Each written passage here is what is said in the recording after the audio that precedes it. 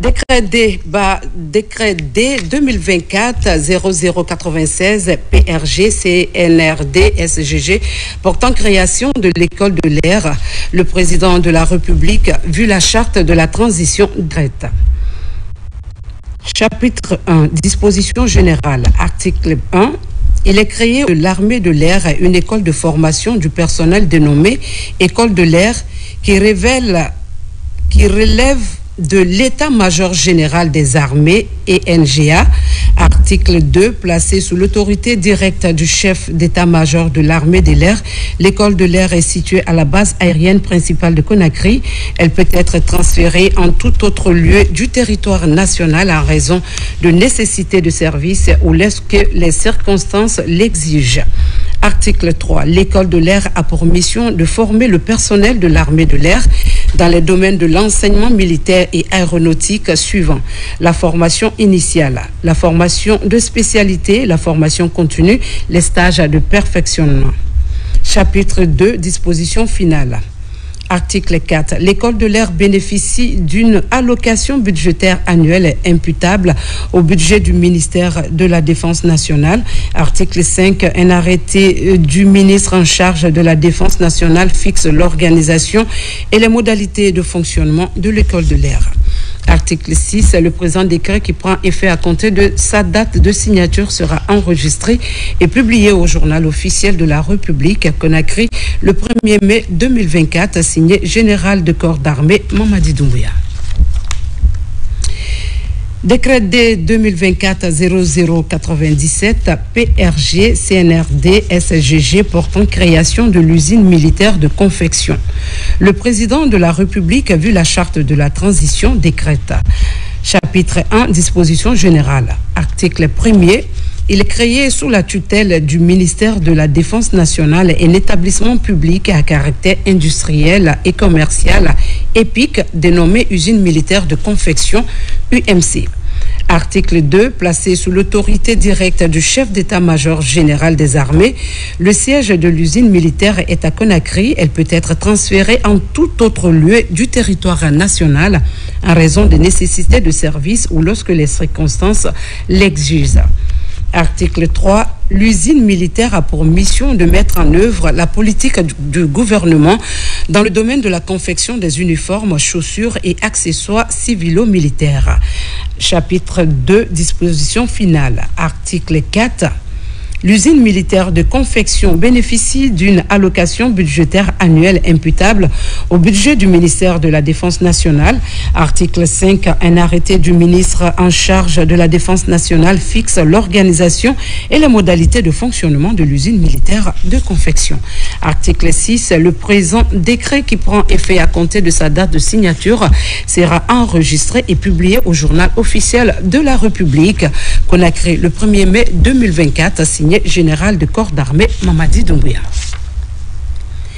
Décret D 2024-0098 PRG CNRD SGG fixant mission, organisation, attribution et fonctionnement de l'état-major de l'armée de terre.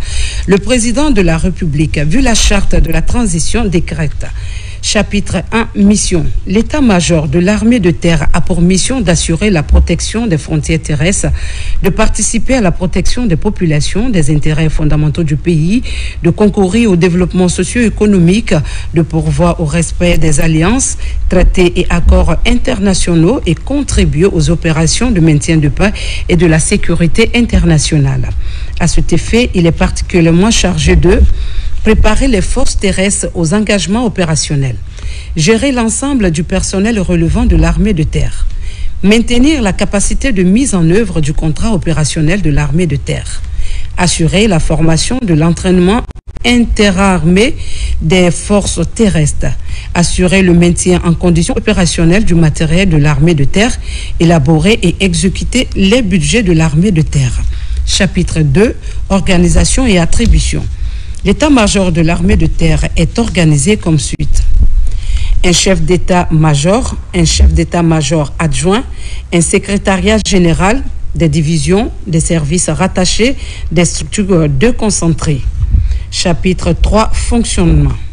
Dans le cadre de leur mission, les divisions et les bureaux doivent chercher la collaboration entre eux en menant ou en concourant aux travaux de l'état-major.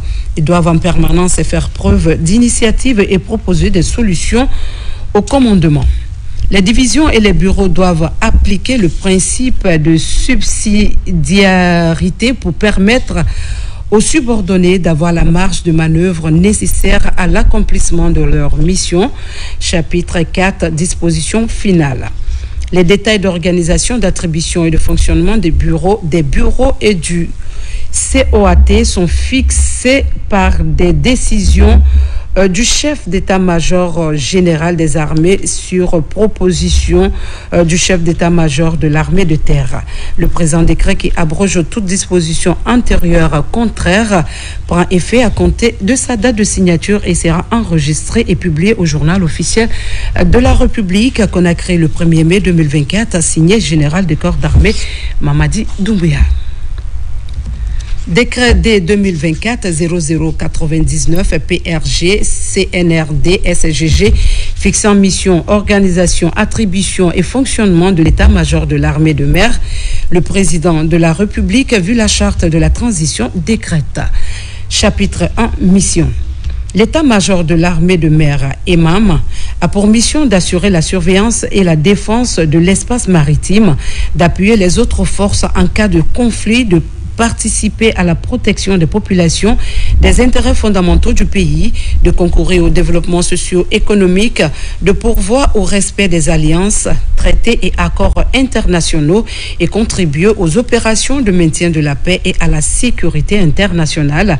À cet effet, il est particulièrement chargé de préparer les forces maritimes aux engagements opérationnels, gérer l'ensemble du personnel relevant de l'armée de mer, maintenir la capacité de mise en œuvre du contrat opérationnel de l'armée de mer, assurer la formation et l'entraînement des forces maritimes, assurer le maintien en condition opérationnelle du matériel de l'armée de mer, élaborer et exécuter les budgets de l'armée de mer, faire respecter les conventions et règlements afférents aux différentes activités exerçant dans la zone économique exclusive, participer à la planification et à la conduite des opérations de secours et de sauvetage en cas de catastrophe, de danger en mer et sur le littoral, participer à la lutte contre la pêche illicite, le trafic de drogue et de personnes, la contrebande, le coulage pétrolier, la pollution de l'écosystème marin et la piraterie.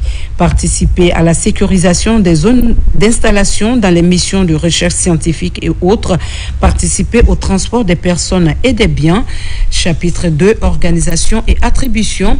Pour accomplir sa mission, l'état-major de l'armée de mer est organisé comme suite. Un chef d'état-major, un chef d'état-major adjoint, un secrétariat général, des divisions, des commandements, des services rattachés, des structures déconcentrées. Chapitre 3, fonctionnement. Dans le cadre de leur mission, les divisions, les services et les bureaux doivent chercher la collaboration entre eux en menant ou en concourant aux travaux de l'état-major. Ils doivent en permanence faire preuve d'initiative et proposer des solutions au commandement. Chapitre 4, disposition finale.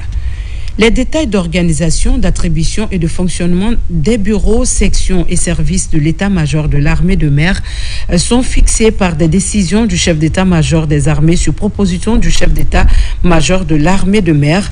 Le présent décret qui abroge toute disposition contraire prend effet à compter de sa date de signature et sera enregistré et publié au journal officiel de la République qu'on a créé le 1er mai 2024, signé général de corps d'armée Mamadi Doumbouya.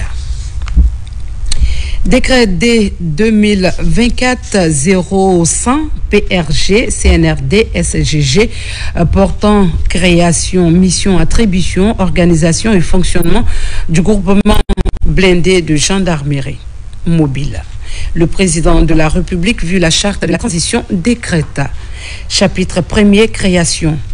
Il est créé en République de Guinée un groupement blindé de gendarmerie mobile, en abrégé GBGM, implanté à Conakry. Chapitre 2, mission. Le groupement blindé de gendarmerie mobile GBGM est une unité chargée de assurer sur toute l'étendue du territoire national le maintien et le rétablissement de l'ordre, participer à la lutte contre le terrorisme, le grand banditisme et la protection des sites sensibles, appuyer ou soutenir les unités de maintien de l'ordre et d'intervention de la gendarmerie nationale dans les situations dégradées, apporter son appui au soutien aux unités de gendarmerie à l'occasion d'accidents industriels ou technologiques, d'opérations de police judiciaire, d'escorte en milieu dégradé, d'événements calamiteux, etc. Participer à la défense opérationnelle du territoire, participer aux opérations extérieures au sein des dispositifs nationaux ou multinationaux auxquels la Guinée participe. Chapitre 3, organisation et attribution. Le GBGM est structuré comme suit. Un commandant adjoint, un secrétariat, une cellule opération et formation, une cellule logistique, une cellule technique armement et munitions, une cellule transmission, observation et renseignement, une trésorière, une infirmerie, des escadrons blindés. Chapitre 4, fonctionnement. Le GBGM est placé sous l'autorité directe du haut commandant de la gendarmerie nationale et directeur de la justice militaire. Chapitre 5, disposition finale. Les détails d'organisation, d'attribution et de fonctionnement des structures du GBGM sont fixés par décret du président de la République, arrêté du ministre en charge de la Défense nationale et ou instruction du HCGN-DGM. Le présent décret qui abroge toute disposition antérieure contraire prend effet à compter de sa date de signature et sera enregistré et publié dans le journal officiel de la République. Conakry, le 1er mai 2024, signé général de corps d'armée Mamadi Doumbouya.